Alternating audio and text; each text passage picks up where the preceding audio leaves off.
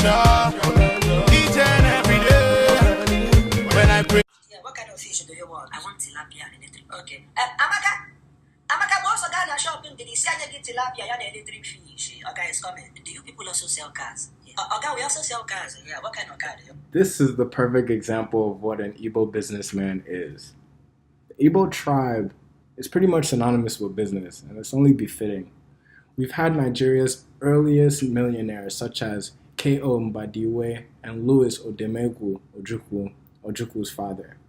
Today we have Ifeanyi Uba and Tony Elumelu, just to name a few, who are making positive impact on ground in Nigeria and in the Igbo community at large.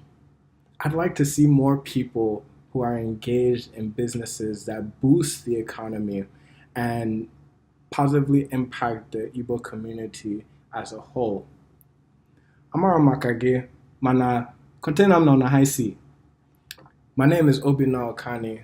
Let's make progress. Oganiru 2017, Umibo Unite, LA. Sing along to